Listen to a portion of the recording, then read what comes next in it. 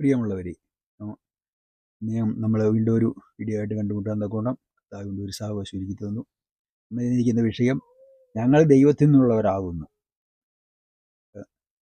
യോഹന്നാൻ ലേഖനം യോഹന്നാൻ 1:4-6 4-ാം അധ്യായം 6-ാം വാക്യമാണ് നമ്മൾ ചിന്തിക്കുന്ന വിഷയം. ഞങ്ങൾ ദൈവത്തിൽ നിന്നുള്ളവർ. നമുക്ക് ആ വാക്യം വായിക്കാം. ഞങ്ങൾ ദൈവത്തിൽ നിന്നുള്ളവർ ആകുന്നു. ദൈവത്തെ അറിയുന്നവൻ ഞങ്ങളുടെ വാക്ക് കേൾക്കുന്നു, ദൈവത്തിൽ നിന്നല്ലാത്തവൻ ഞങ്ങളുടെ വാക്ക് കേൾക്കുന്നില്ല. അപ്പോൾ ഇവിടെ പറഞ്ഞിരിക്കുന്നത് സത്യത്തിന്റെ ആത്മാവേതെന്നും വഞ്ചനയുടെ ആത്മാവേതെന്നും ഇത് നമുക്ക് ഇതിനാൽ അറിയാം. അപ്പോൾ അപ്പോസ്തലനായ യോഹന്നാൻ ഇവിടെ പറയാണ്, ഞങ്ങൾ ദൈവത്തിൽ നിന്നുള്ളവർ ഞങ്ങളുടെ വാക്ക് കേൾക്കുന്നു, ദൈവത്തെ അറിയാത്തവർ ഞങ്ങളുടെ വാക്ക് കേൾക്കുന്നു. അപ്പം സത്യത്തിന്റെ ആത്മാവേതെന്നും വഞ്ചനയുടെ ആത്മാവെന്നും ഇതിനാൽ അറിയാം എന്നാണ് അവിടെ കാണുന്നത്. അപ്പൊ അപ്പോസ്തലന്മാർ പറഞ്ഞത് തെറ്റാണെന്ന് പറയപ്പെടുന്ന ആളുകളെ കുറിച്ചാണ് ഈ ലേഖനം ഇവിടെ സൂചിപ്പിക്കുന്നത്. അപ്പോസ്തലന്മാരെ പറഞ്ഞ കാര്യങ്ങൾ, അപ്പോസ്തലന്മാരെ ധിക്കരിച്ചുകൊണ്ട് ചില കാര്യങ്ങൾ ചെയ്യുന്നവരുണ്ട്. അതാണ് ശരി എന്ന് പറഞ്ഞ് ചെയ്യുന്നത് തെറ്റാണെന്ന്. കാരണം അപ്പോസ്തലന്മാർ പറഞ്ഞു, ഞങ്ങൾ ദൈവത്തിൽ നിന്നുള്ളവർ ഞങ്ങളുടെ വാക്ക് കേൾക്കുന്നു, ദൈവത്തിൽ നിന്നല്ലാതെ ഞങ്ങൾ വാക്ക് കേൾക്കുന്നില്ല. അപ്പോസ്തലന്മാരുടെ വാക്ക് കേൾക്കാത്തവരാരാ? ദൈവത്തിൽ നിന്നല്ലാത്തവർ. അത് വഞ്ചനയുടെ ആത്മാവാണ് അവർ ലസിക്കുന്നത്. അപ്പോസ്തലന്മാർ വാക്ക് കേൾക്കണേ, അപ്പോസ്തലന്മാർ ആത്മാവിലാണ് പറഞ്ഞത് കാര്യങ്ങൾ. അവർക്ക് ആത്മാവ് ലഭിച്ചു കഴിഞ്ഞപ്പോഴാണ് അവർ സംസാരിച്ചത്. പക്ഷെ അത് കേൾക്കാൻ തയ്യാറാകുന്നില്ല. അപ്പോൾ അവർ യഥാർത്ഥത്തിൽ ദൈവത്തിൽ നിന്നുള്ളവരല്ല എന്ന് നമുക്കവിടെ കാണാൻ സാധിക്കും. അവരെന്താണ് പറഞ്ഞത്, അത് ഏറ്റവും കൂടുതൽ ധിക്കരിക്കുന്നത് എന്താണെന്ന് നമുക്ക് നോക്കാം. അപ്പോസ്തലപ്രവൃത്തികൾ 2-ാം അധ്യായത്തിൽ 37-38 വാക്യം.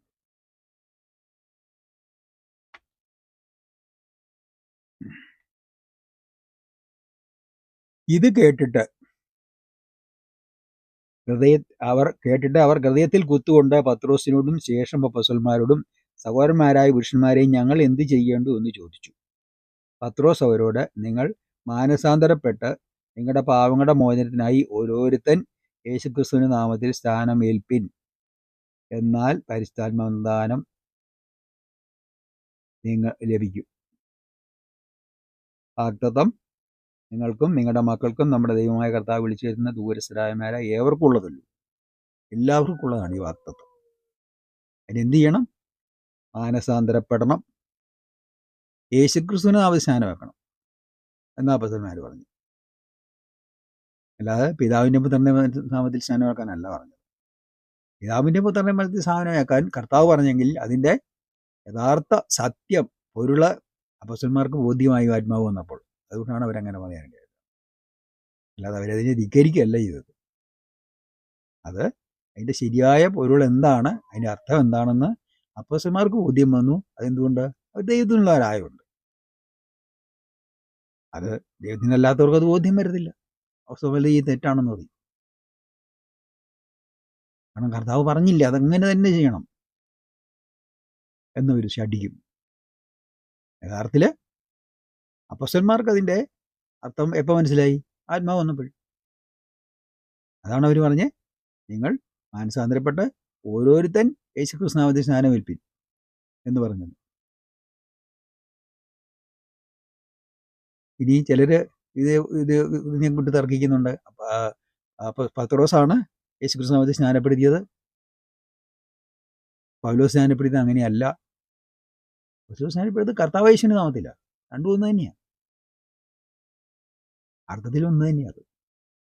യേശുക്രിസ്തു എന്ന് പറയുന്നതും കർത്താവ് യേശു എന്ന് പറയുന്നതും രണ്ടും അർത്ഥം ഒന്ന് തന്നെയാണ്. അതുകൊണ്ടാണ് പൗലോസ് അതിനകത്ത് പൗലോസിന് ആത്മാവിൽ ലഭിച്ചത് അങ്ങനെയാണ്.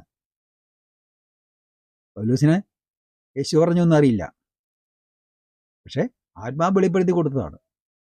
പത്രോസ് പൗലോസ് ചെയ്തത്. അതും ഇങ്ങനെ ചെയ്താലും കർത്താവ് യേശുവിൻ്റെ നാമത്തിൽ ചെയ്താലും ക്രിസ്തുവിൻ്റെ നാമത്തിൽ ചെയ്താലും രണ്ടും ഒന്ന് തന്നെയാണ്, ശരി തന്നെയാണ്, അതിന് വ്യത്യാസമൊന്നുമില്ല. പക്ഷേ കർത്താവ് പറഞ്ഞു പിതാവിൻ്റെയും പുത്രൻ്റെയും പരിശുദ്ധാത്മാവിൻ്റെയും നാമത്തിൽ സ്നാനപ്പെടുത്താൻ പറഞ്ഞു. അത് അങ്ങനെ തന്നെ ചെയ്യണമെന്ന് ശഠിക്കുന്ന ആളുകൾ, അവർക്ക് തെറ്റാണ് പറ്റുന്നത്. കാരണം പിതാവെന്നൊരു നാമമല്ല, പുത്രനെന്നൊരു നാമമല്ല, പരിശുദ്ധാത്മാവെന്നതും ഒരു ദൈവത്തിൻ്റെ ആത്മാവിനെയാണ് പരിശുദ്ധാത്മാവെന്ന് പറയുന്നത്, അല്ലാതെ മറ്റൊന്നുമല്ല. അപ്പം അങ്ങനെ തന്നെ ചെയ്യണമെന്ന് പഠിക്കുന്ന ആളുകൾ അവർ ദൈവത്തിൽ നിന്നുള്ളവരല്ല. അവരിൽ വസിക്കുന്ന ആത്മാവാരാ? അവരിൽ വസിക്കുന്നത് വഞ്ചനയുടെ ആത്മാവ്, ദുഷ്ടൻ്റെ ആത്മാവ്.